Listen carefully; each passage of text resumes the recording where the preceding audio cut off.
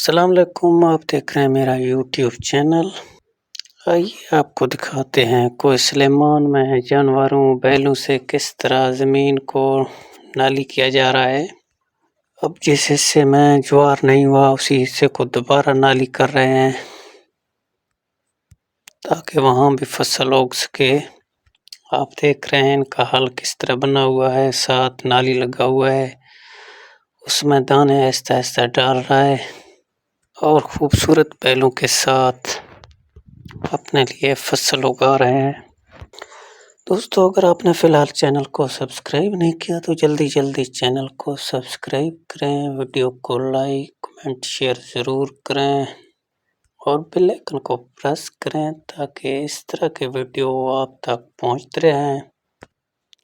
सुलेमान के इलाकों में आज भी लोग बैलों से काम लेते हैं और जो ज़मीन लोग यानी कि ट्रैक्टरों से काश्त करते हैं, ट्रैक्टर वाले हल से, उनकी फसल की पैदावार थोड़ा कम होता है। इससे फसल की पैदावार अच्छी होती है और ये जो हल लगा हुआ है इसकी गहराई ज़मीन तक नीचे बहुत ज़्यादा गहराई में चला जाता है, जिसकी वजह से अच्छी फसल निकल आते हैं। आइए अब आपको दिखाते हैं कि इनसे ट्रैक्टर का ब्लेड का काम किस तरह लिया जाता है।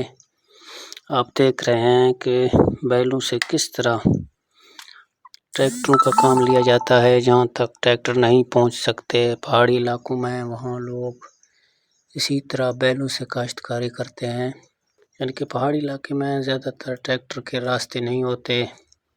इसके अलावा इनका खर्चा भी कम है, डीजल की निस्बत ट्रैक्टर का खर्चा भी ज़्यादा आता है, फसल भी सही तरीके से नहीं होता। तो लोग इसी रवायती तरीके को ज़्यादातर पहाड़ी इलाकों में इस्तेमाल करके अच्छी फसल और अच्छा मुनाफा कमा लेते हैं।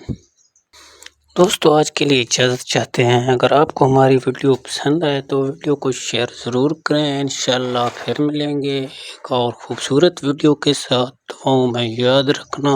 खुदा हाफ़िज़।